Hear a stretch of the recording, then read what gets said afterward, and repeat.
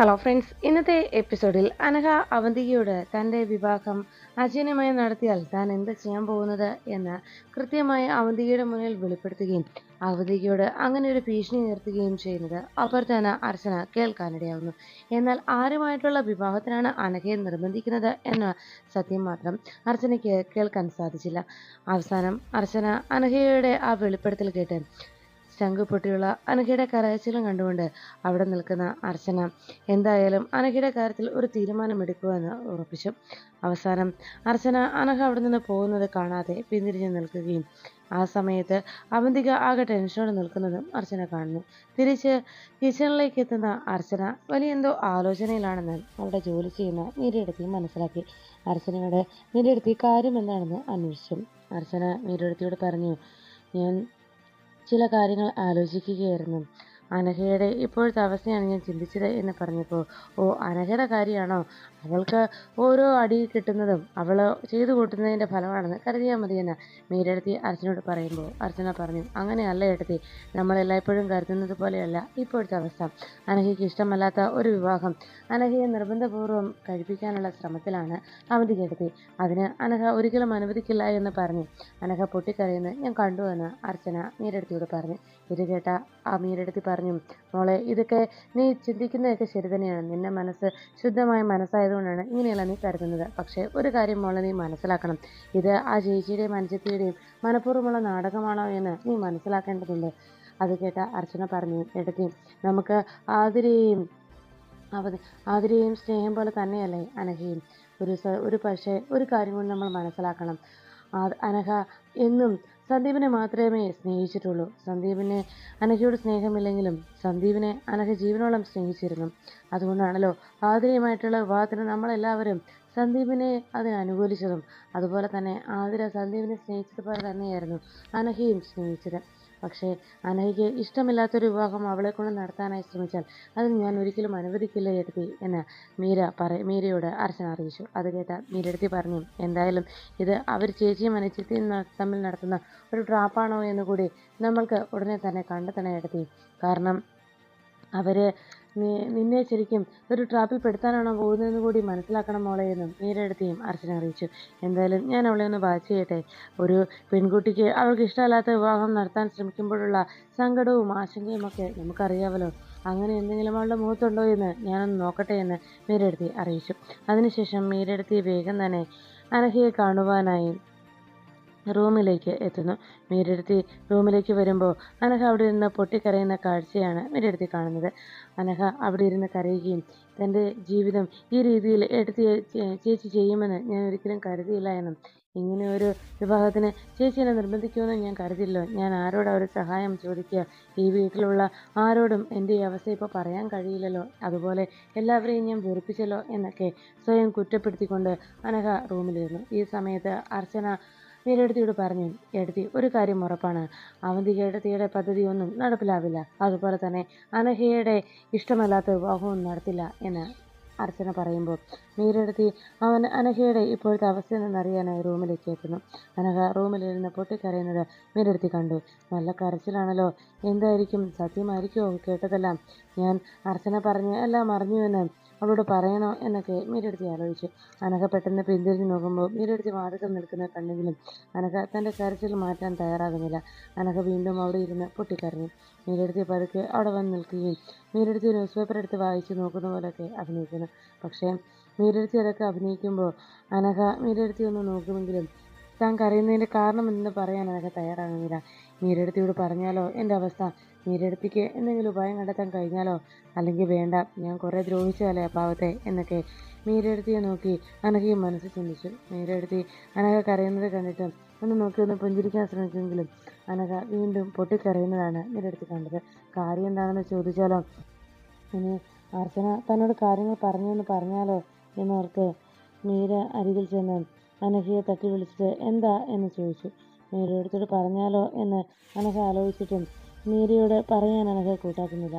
അപ്പോഴേക്കും മീര ആലോചിച്ചു, എല്ലാം ഞാൻ അറിഞ്ഞെന്ന് പറഞ്ഞാലോ, അല്ലെങ്കിൽ വേണ്ട, ഇനിയിപ്പോൾ അവൾക്കത് പറയാൻ താല്പര്യമില്ലെങ്കിലോ എന്നാലോചിച്ച് മീരയെടുത്തി പതുക്കെ അനഘയെ നോക്കിയൊന്ന് തല കുലുക്കിയിട്ട് അവിടുന്ന് പോകാൻ തുടങ്ങുന്നു. ഈ സമയത്ത് മീരടുത്തോട് പറയാമെന്ന് അനഘ ചിന്തിച്ച് മീരടുത്തിയോട് പറയാനായി അനഘ ഒരുങ്ങുമ്പോഴേക്കും മീരടുത്തി ഒന്നും മിണ്ടാതെ അവിടെ നിന്ന് പോവുകയും ചെയ്തു. അനഘ ആകെ തകർന്നു പോകുന്നു. ഈ സമയത്ത് ബാൽക്കണിയിലിരുന്ന് ഫോണിൽ സംസാരിക്കുകയായിരുന്നു സന്ദീപ്. അപ്പോഴേക്കും സന്ദീപിന്റെ അരികിലേക്ക് ആകെ സങ്കടത്തോടെ എത്തുകയാണ് അനഘ. അനഘയുടെ കണ്ണുകൾ നിറഞ്ഞിരിക്കുന്നത് സന്ദീപ് ശ്രദ്ധിക്കുന്നു. അനഘയ്ക്ക് എന്തോ സങ്കടമുണ്ടെന്ന് മനസ്സിലാക്കിയ സന്ദീപ് അനഘയെ നോക്കി എന്താടോ എന്തു പറ്റി എന്ന് അന്വേഷിച്ചു. അപ്പോഴേക്കും അനഘ സന്ദീപിനരികിലേക്ക് എത്തിയിട്ട് പറഞ്ഞു, സന്ദീപ്, എനിക്ക് ഈ വീട്ടിൽ എൻ്റെ സങ്കടം തുറന്ന് പറയാൻ വേറെ ആരുമില്ല, നീയല്ലാതെ. അതുകൊണ്ട് നിന്നോട് എനിക്കൊരു കാര്യം പറയാനുണ്ട്. അവന്തി ചേച്ചി എൻ്റെ വിവാഹം ഉറപ്പിച്ചിരിക്കുകയാണ്. എനിക്കിഷ്ടമല്ലാത്ത ഒരാളുമായിട്ടാണ് എൻ്റെ വിവാഹം ഉറപ്പിച്ചിരിക്കുന്നത്.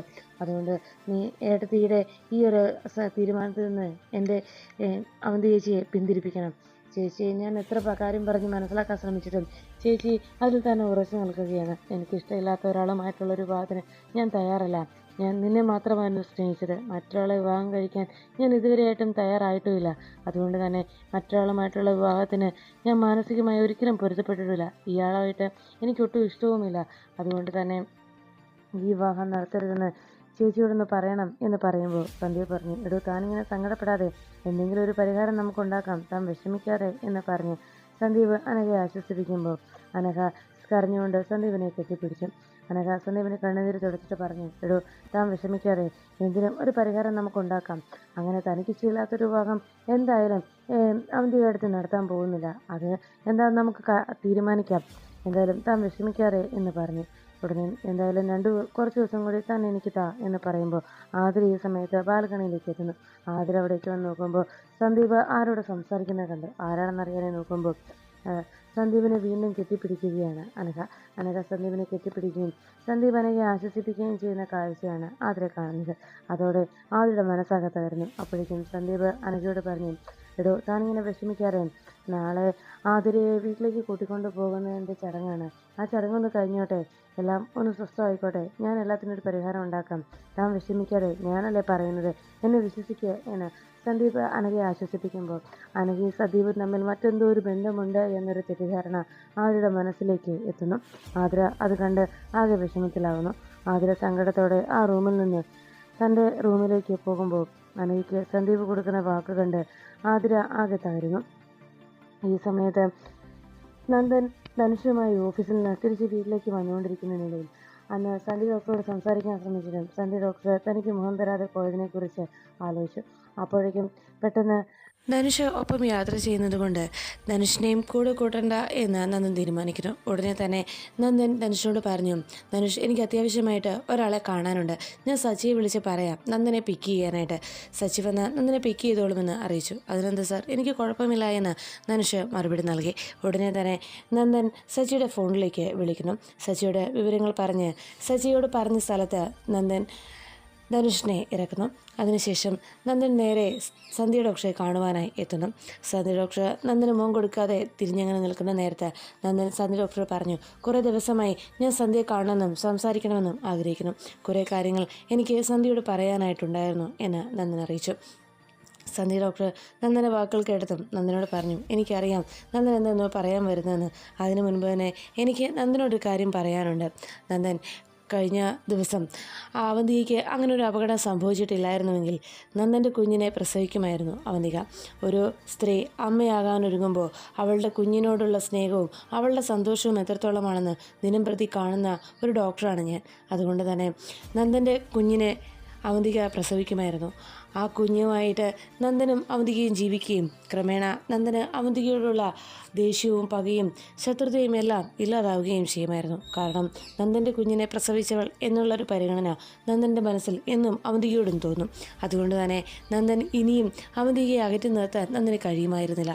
അതുകൊണ്ട് ഇനിയും അങ്ങനെ ഒരു ചിന്ത നന്ദൻ മനസ്സിൽ കൊണ്ടു നടക്കുന്നത് ശരിയല്ല. എന്നെക്കുറിച്ച് നന്ദൻ്റെ ധാരണ എന്താണെന്നും നന്ദൻ്റെ മനസ്സിലുള്ള ചിന്തകൾ എന്താണെന്നും എനിക്കറിയാം.